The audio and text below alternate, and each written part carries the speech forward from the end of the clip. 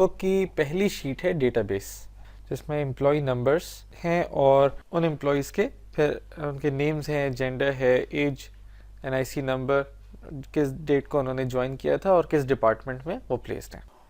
हमारी दूसरी sheet query के नाम से है, जिसमें हम कुछ एम्प्लॉयज़ का डेटा लेना चाहते हैं, सबका नहीं, और उनका भी सारा डेटा नहीं बल्कि सिर्फ उनके नाम, यानी हम उनके एम्प्लॉय नंबर्स एक्सेल को देंगे और एक्सेल को देना चाहिए उनके नाम, उनके डिपार्टमेंट और उनकी एज।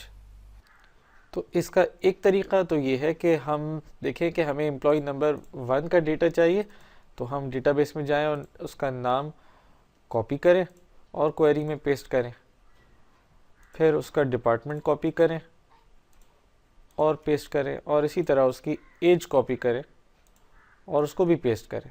लेकिन ज़ाहिर है ये कोई अच्छा तरीक़ा नहीं है, और इसमें तो एक तो सुबह से शाम भी हो जाएगी और 100 तरह की गलतियां भी हम करेंगे।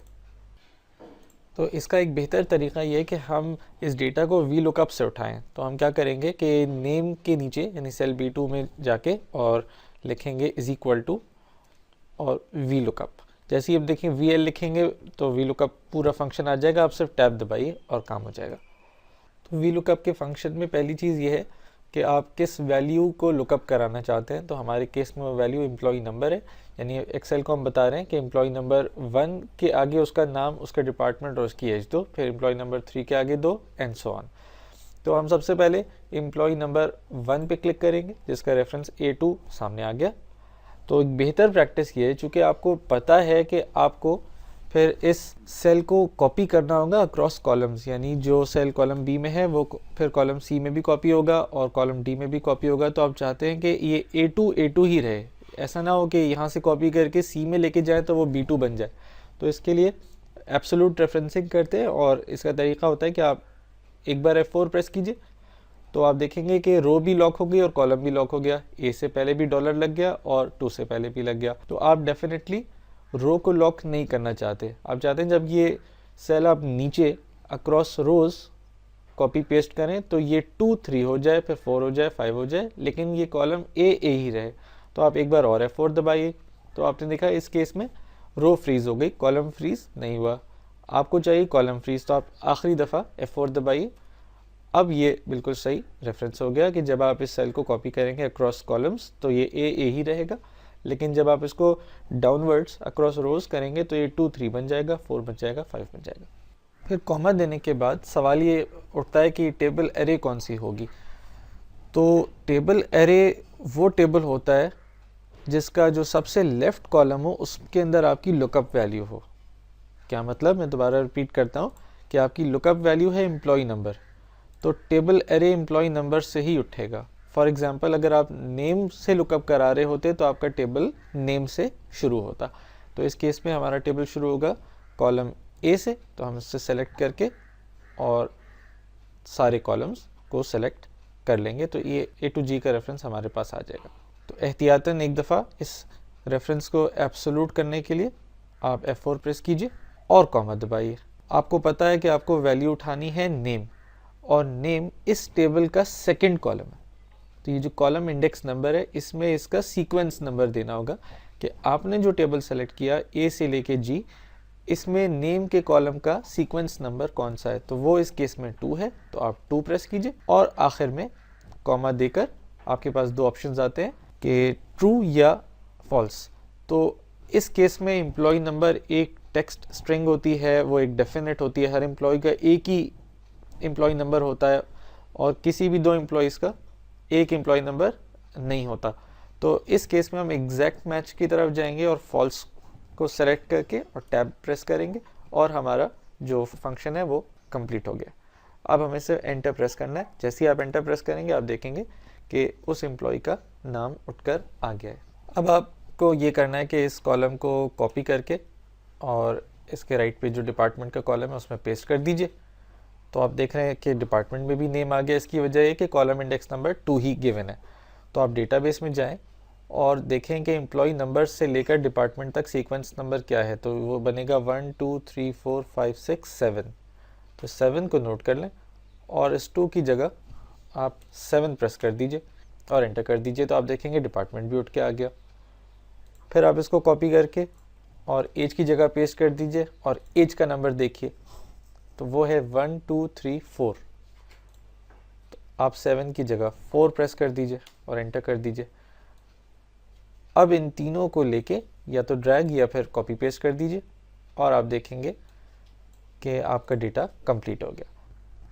तो जो फार्मूला आपने लगाया है वो इस लिहाज से तो बहुत अच्छा है कि फॉर एग्जांपल आप कोई नई रो ऐड करते हैं, उसमें एक नया एम्प्लॉय नंबर देते हैं और इन तीनों सेल्स को लेके कॉपी पेस्ट या ड्रैग करते हैं तो आपके सामने उनका डेटा ज़रूर आ जाएगा।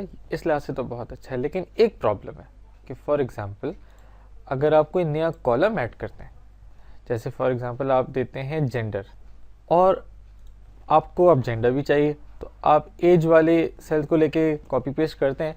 फिर आपको देखना पड़ता है कि जेंडर का सीक्वेंस नंबर क्या है, जो इस केस में 3 है। तो आपको ये मैनुअली ये काम करना पड़ता है जो कि टीडीएस है।